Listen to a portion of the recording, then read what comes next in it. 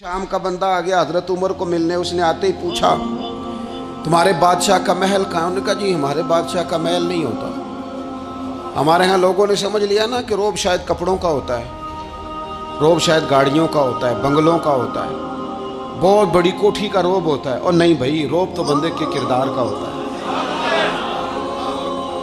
اس کے افکار کا روب ہوتا ہے، روب اس کے اونچے خیالات کا ہوتا ہے۔ کہاں ہے آپ کے بادشاہ کا محل؟ تو نے کہا محل شہل تو کوئی نہیں، مسجد میں ہوں گے امیر المومنین۔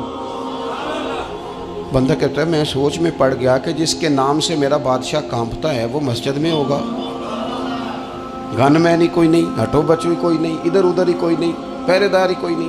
مسجد میں جا کے پوچھا جناب عمر، کہنے لگے ادھر ہی تھے۔ کدھر ہیں بھائی حضرت؟ وہ کدھر ہیں؟ میں ادھر ہی تھے۔ کہنے لگا میں حیران ہو گیا، یہ بادشاہ کی بات ہو رہی ہے۔ ایک صاحب کہنے لگے وہ کھجوروں کے باغ کی طرف جا رہے تھے، کہتے میں کھجوروں کے باغ میں گیا تو ایک بندے سے پوچھا امیر المومنین، کہنے لگا وہ سامنے کی طرف جا رہے تھے، ادھر گیا۔ ایک بندے سے پوچھا کہاں ہے وہ شخص جس کی 24 لاکھ مربع میل پہ حکومت ہے؟ کہاں ہے وہ شخص جو مدینے میں بیٹھ کے نعرہ لگاتا ہے تو کیسر و کسریٰ کانپ جاتے ہیں؟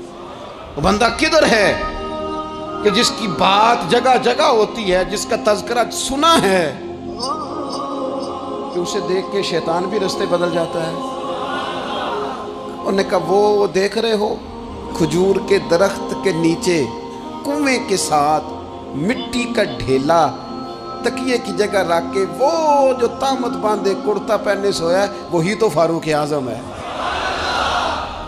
وہ شخص کہتے ہیں عمر سوئے تھے، شیر سویا بھی ہو تو اس کا روب ہوتا ہے، شیر جو ہوتا ہے، شیر کبھی سو بھی جائے نا تو لوگ پھر بھی خوف کھاتے ہیں اور اس کے جاگنے کا خوف کھاتے ہیں کہ یہ کہیں جاگ نہ جائے، شیر جو ہوا۔ کہتے ہیں حضرت عمر سوئے تھے پر میں قریب گیا تو میرے وجود پہ روب طاری ہو گیا، روب، اور میری زبان سے بے ساختہ یہ جملے نکلے کہ عمر تو انصاف کر کے سویا ہے نا، تو مٹی کے ڈھیلے پہ بھی تجھے سکون کی نیند ہے۔ خودداری، وقار، عزت، یہ احساس کمتری سے باہر نکلیں۔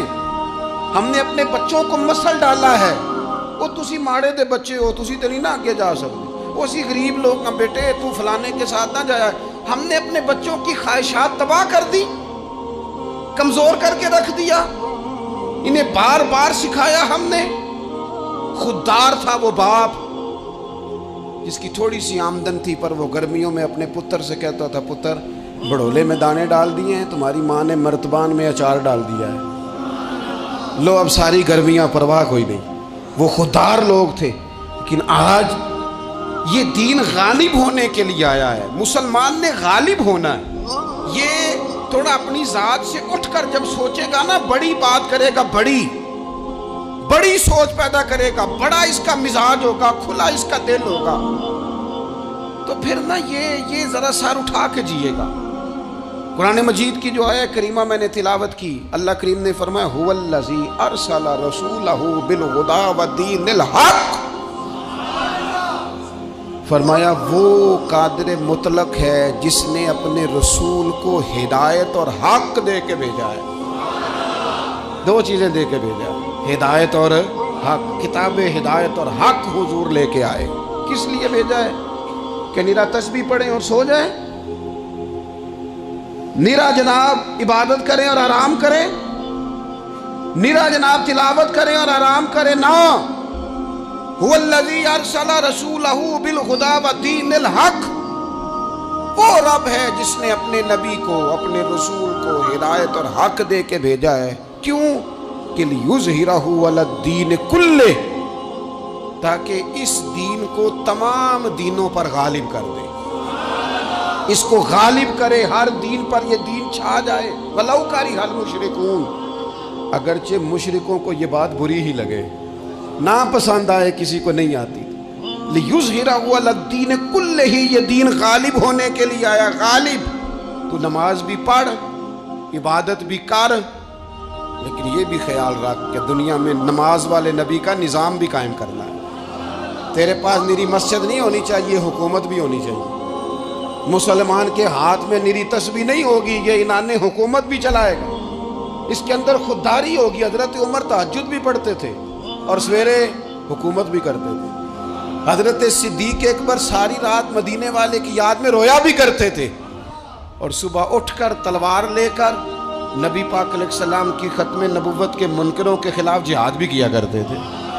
جب تک اپنے مزاج میں وہ شوق نہیں پیدا ہوتا کہ دین کو غالب کرنا ہے، جد و جہد کرنی ہے، کوشش کرنی ہے، بڑا سوکھا ہے ہمارے لیے بھی، آرام سے نماز پڑھیں، نفل پڑھیں، عبادت کریں، اور ویسے بھی اسے لوگ زیادہ بڑا پیر سمجھتے ہیں جس کی تسبیح زیادہ لمبی ہو۔ وہ زیادہ بڑا پیر ہوتا ہے جس کی پگڑی ذرا زیادہ بڑی ہو، جبہ تگڑا پہنے، اجرے کے اندر رہے، باہر نہ نکلے، اور اندر جائیں 2 منٹ کے لیے حضرت کی زیارت کریں، باہر آ جائیں، بات چھوٹی، وہ زیادہ پیری مریدی ہو جاتی ہے۔ پیر تو بولتا ہی نہیں۔ وہی ہے تیرے زمانے کا امام برحق، اقبال کہنے لگے وہی ہے تیرے زمانے کا امام برحق، جو تجھے حاضر و موجود سے بیزار کرے اور موت کی شکل میں دکھلا کے تجھے جلوہ یار، زندگی تیرے لیے اور بھی دشوار کرے، تو تیرا جینا مشکل کر دینا، وہ تیرے زمانے کا امام برحق ہے، تیرے لیے زندگی دشوار کر۔ یہ کیا بات ہوئی کہ ٹھیک ہے جناب آپ موج کریں جو دین غالب ہونے کے لیے آیا، دین کے مزاج میں غلبہ ہے، دین کی طبیعت میں غلبہ ہے، دیندار چھا کے وقت گزارا کرتے ہیں۔ اللہ تعالیٰ نے اس دین کے اندر وہ قرار دیا ہے، وہ وسعت دی ہے، وہ درد دیا ہے، وہ ذوق دیا ہے، اپنے اندر سے وہ بت توڑ ڈالے جو بت مایوسی پھیلاتے، ان جگہوں سے نکل آئیں جہاں انسان کمزور پڑتا ہے، اٹھ باندھ کمر کیوں ڈرتا ہے، پھر دیکھ خدا کیا کرتا ہے، آگے کی طرف